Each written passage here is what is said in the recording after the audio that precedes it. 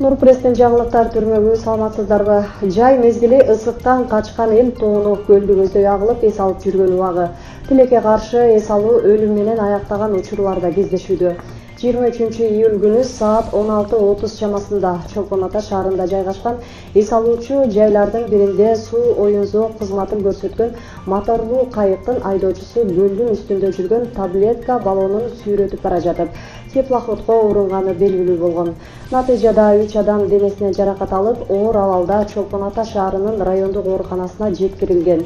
Жабыркаган 3 адамдын экөөсү алган оор жаракаттарынан оорукананын жандандыруу бөлүмүнөн ошол эле күндүн түн чамасында көз жумган. Экөө тең Чүй облусунун тургундары болгон. Ал эми 3-чү жабырлануучу хирургия бөлүмүнө жаткырылган. Ысык көл рейдинин кызматкерлери тарабынан кылмышка шектүү кармалып, алдын ала суракта шектүү өз күнөөсүн толугу менен мойнуна алган. Ал 16 жашта экени айтылууда. Учурда тийиштүү соттук медициналык экспертизалар дайындалып, тергөөгө чейинки териштирүү иштери улантылууда. Эми бул учурда 2 жаштын өлүмүнө ким жоопкерчилик алат? Пансионаттын жетекчилиги же сезондо акча таба калайын деп жүргөн скутердин айдоочусу Айтор Кырсык Кашкабактын ортосунда дегендей, жай кысын айрыкча көлдө мындай учурлар көп катталат. Буга бир мисал алыс кетпей 14-июлда Ысык көл районуна караштуу Бостери айылындагы пансионаттардын биринде каруселге илинип калган 2 киши. Бактыга жараша алар аман-эсен куткарылган. Бүгүн президент Садыр Жапаров Ысык көлдө эс алып жаткан жарандардын коопсуздугун камсыздоо иш-чараларын күчөтүү тапшырмасын берди.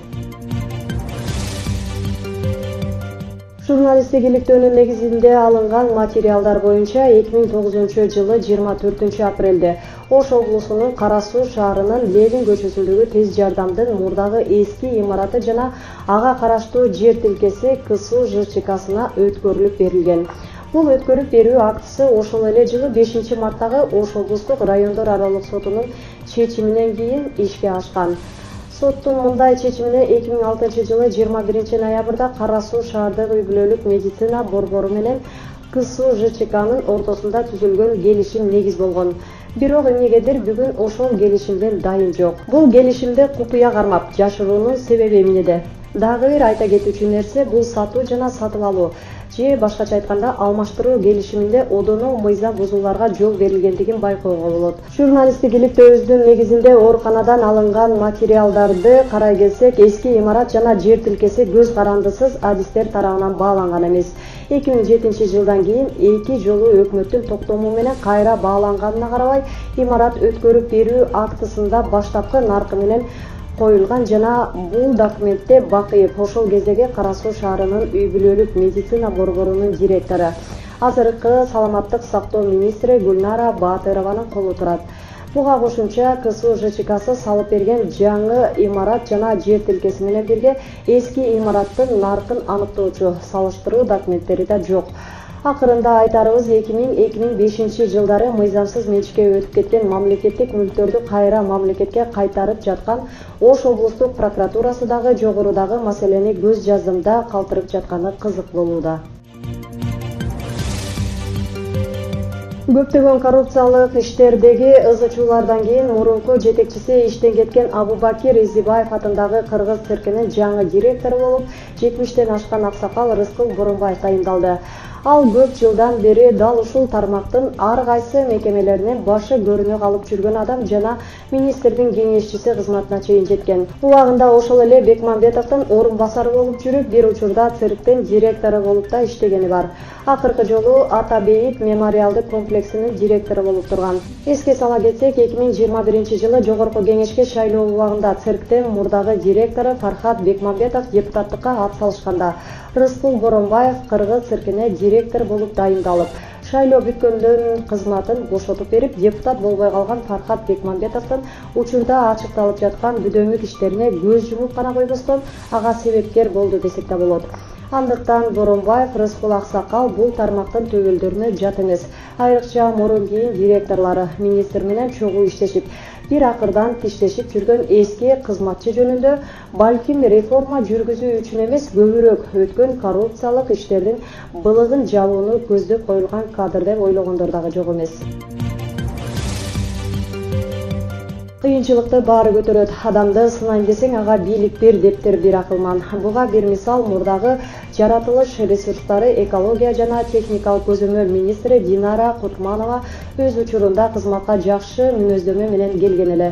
Бирок айтылган каалоолорду артылган ишеничти актай албады. Бүгүн Кутманова өз тармагында коррупциялык схеманы уюштуруп, ага кол алдындагыларды гана эмес, жакындарын аралаштырган деп шектелүүдө. Жакындары болгондо да баласын, сиңдисин, үй кызматчысын, баласынын досун кошо бул иштерге аралаштырган. Ал министр болуп турган убагында 1 миллиард сомго жакын долбоорлорду тууган туушканына бөлүп берген айтылууда. УКМКнын маалыматында каржылоо үчүн долбоорлорду тандоо боюнча комиссиянын мүчөлөрүнө Кутманова тарабынан комиссиянын жыйналышын алардын катышуусуз формалдуу өткөрүү үчүн кысым көрсөтүү фактысы тастыкталган. Жалпысынан бул кылмыш ишинин алкагында 9 адам айыпталуучу катары тартылып, Динара Кутманованын уулу учурда эл аралык издөөдө жана аны Түркиядан депортациялоо чаралары көрүлүүдө. Кутманова өзү кармалып, УКМКнын тергөө абагына киргизилди. Учурда тергөө ыкчам иш-чаралары жүргүзүлүүдө. Негизи өлкөдө жогорку кызматка дайындоодо АПМДнин кызындай мактап, жактап койгон кадрларыбыз көп өтпөй ушундай жаман иштер менен кармалып, камалып жатканы мактаган кыз тойдо дегендей эле болуп атат. Акыркы жылдары кесипкөй кадрларынын жетишсиздигин президент өзү да мойнуна алып айтканы бар. Башкача айтканда, дипломдуулар көп, бирок тажрыйбасы аз. Иш жүзүндө тиешелүү тармакты алып кете албаган адистер болууда.